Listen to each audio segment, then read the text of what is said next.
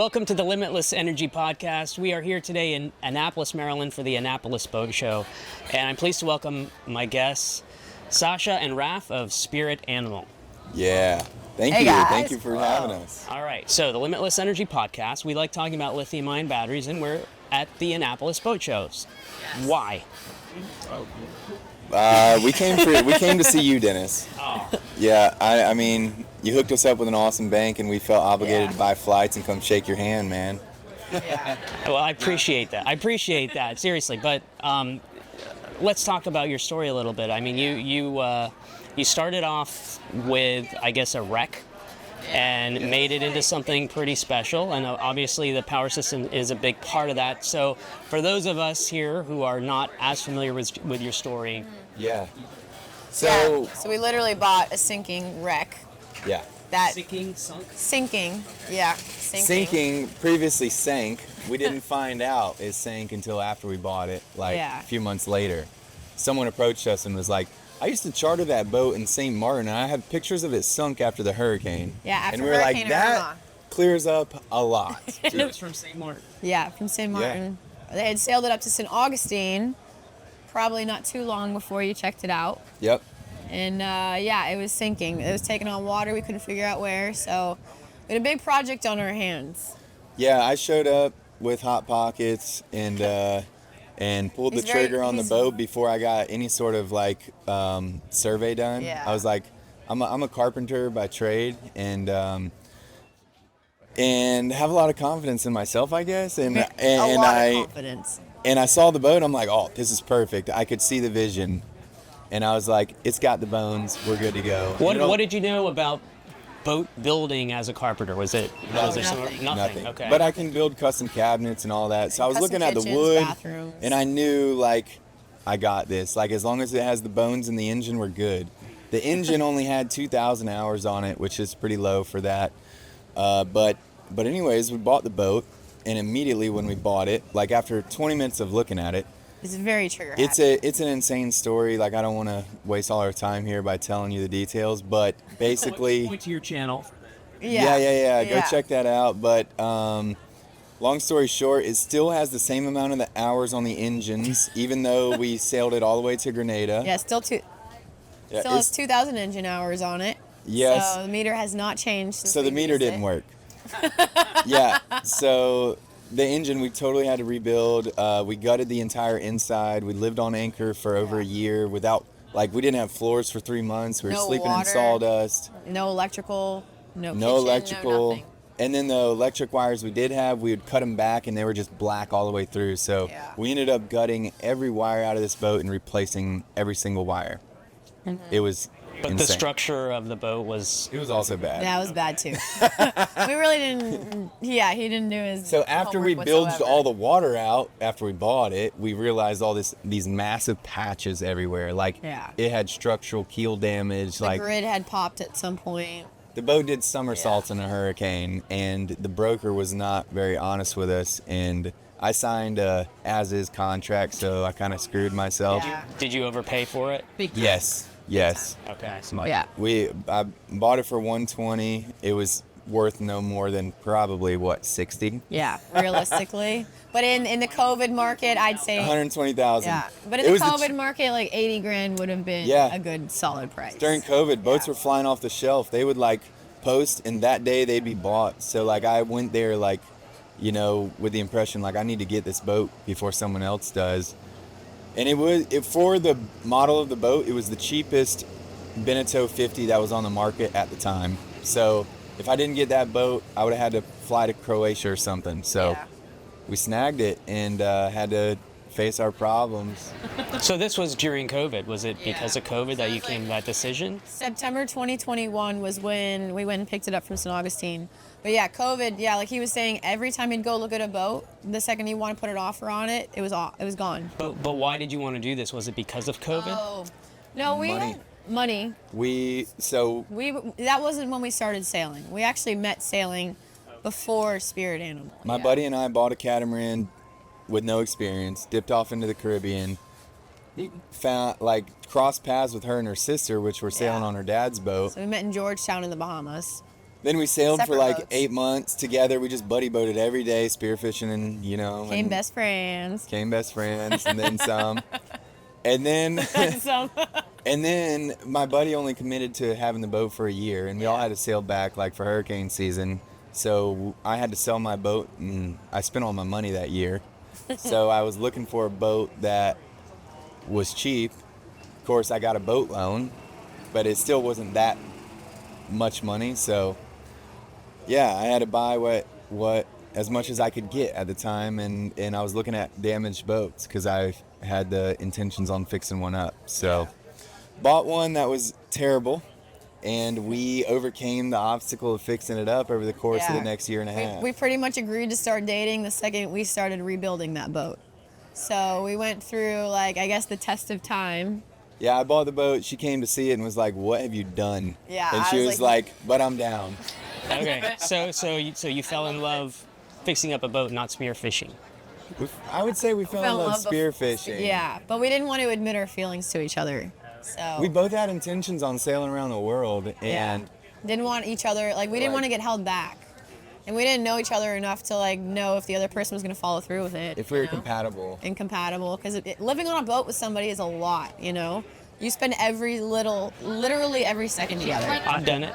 Yeah. Dude, it's the Not on the ultimate water test. though, in a dock. The ultimate relationship test. Even on a dock, dude. Yeah. Like, there's got to be tons, the boat work never ends, even on a dock. Yeah. So it's the ultimate test, and we went through that, the ultimate test, and now we know we're compatible, so. So when did the channel come about? He actually started the channel before we got together. He started with his buddy on the catamaran. So And it was called Spirit Animal. the spirit animal, some boozing and cruising going on. But I probably only did 10 episodes. Yeah. Like, I was just learning how to edit and do YouTube and stuff, and her and her I had sister my- also had a We had channel a channel, yeah. called Sailing the Far Side, and they actually had like up to 75,000 subscribers. So Yeah, the first year, actually, we came was to a shit show. we came to the Annapolis Boat Show 4 years ago. Yeah, he and was they my came- bodyguard. Yeah, they came as Sailing the Far Side, and I showed up as Spirit Animal. No one knew Spirit Animal, and yeah, I was literally their bodyguard the whole time. So it's funny. So now she's joined Spirit Animal, and now Yeah. everyone recognizes us, and it's We built the channel together. She's actually a charter captain down in the Keys. I thought she was going to come this year, actually, but I think with the hurricane and everything, she just had to keep working. So, yeah. But she's still sailing. It's tough. I know. I see. I know. It's these drinks. So, yeah. But, yeah, and then we started rebuilding the boat, and thanks to you guys, too, so. Yeah, we couldn't have done it without you. It wouldn't sorry, have go been as ahead. luxurious, I guess. There's a luxurious aspect to it, but there's also a functional aspect, obvious. I mean, there's certain things you can't do without a good power system. Listen, from cruising full time, you start out by thinking, oh, that's luxurious, and then it transfers into that's a necessity. Yeah. Like, seriously, I don't know how we did it without the battery bank Yeah. before. I do know how we did it. We woke up to battery alarms every night, Yeah, and it was no fun. I lived on a boat with 400 amp hours of AGM, and couldn't even charge my phone once the sun went down. Yeah. So like Or laptop, we- running a YouTube channel. running a YouTube channel. We had a water maker that made 1.5 gallons an hour, but realistically was only maybe half a gallon. And so like when we got our battle-born system, I didn't know you could live on a boat as comfortably as we do now, And we are strictly off-grid too. Like we don't have a generator, so our battery bank is literally like the heart of the boat. Yeah. Yeah. And I would say that we were both so scarred from not having a battery bank Yeah. that the next boat we bought, and I knew it going into this boat, I was like, I don't care what it costs, that like we're getting an awesome battery bank, and I'm not waking up to another battery alarm, and I don't want a generator either, because my last generator put me through hell and back. Yeah, he was in there every day. Like she said, we have no generator. We didn't even have an alternator on our boat for like over a year because all we have. We didn't even have our DC to DC system set up. Yeah. We have 3,000 watts of solar on a monohull and a 1,250 watt bank. 1350 watt bank, and it's killer. I wouldn't, and now I wouldn't even go less than that. People think it's overkill. I would stick with that. So you have 3,000 watts of solar. Yeah. On a monohull. Wow. Yeah. That's. So did you calculate that's what you needed? Did you know how much you were going to use? We started out with 2,200. Yeah. And then we added some soft panels on the hardtop after we got some AC units. Yeah. Not to mention we have 3 DC 12-volt AC units. And we can run we run 2 of them all night long. 24/7. And wake up with like 13 volts still in the bank. Yeah. So we have air conditioning, a battery bank, no generator, and we're living large. Of course, the cloudy day is kind of... that's what made us realize we should probably get a backup power source. Yeah. So we did, since then, add a high-powered alternator. But when did we do that? Like literally like a month ago, maybe. 3 weeks ago, we added a high-power alternator just to have some sort of backup. Well, we added a 110 AC unit, a bigger unit for our salon, and that was kind of like just in case, let's top off our batteries so we can run AC at night too, you know.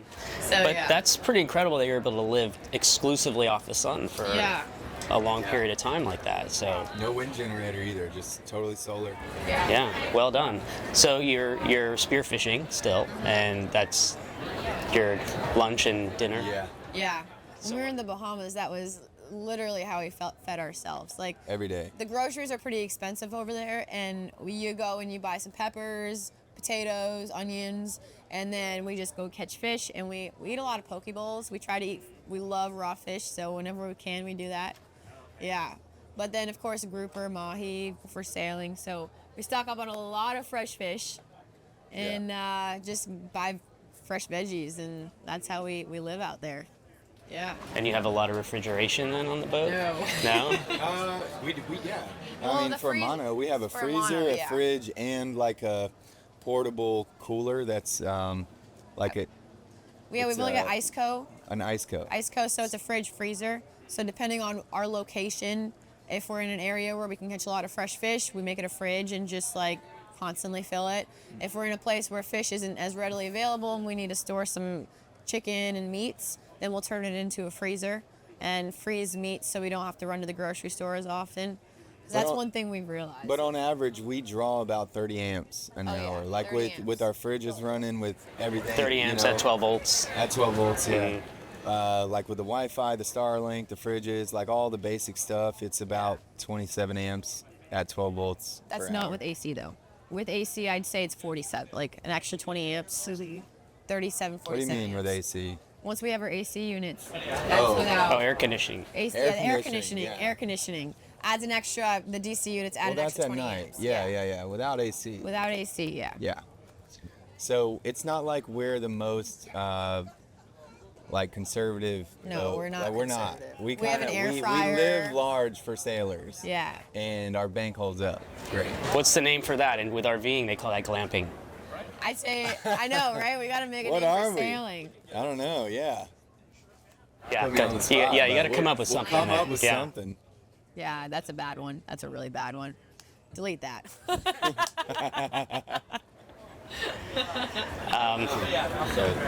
All right. Well, thank you so much for being on the podcast. And it was great to meet you guys. Well, actually, I want to hear your take. Didn't you? Did you get to watch the full episode we made on the Battleborn? I did. That was the one that I saw. Yeah. So it was very. No, I thought it was great. Yeah, that was an awesome video. It's okay, because I know we weren't textbook with it. We kind of compared high voltage and low voltage to beer and liquor and. But I think but the biggest thing was that's not inaccurate. I mean. Thank you. We had all, everyone's an electrical engineer once when they're behind the scenes on the keyboard warriors.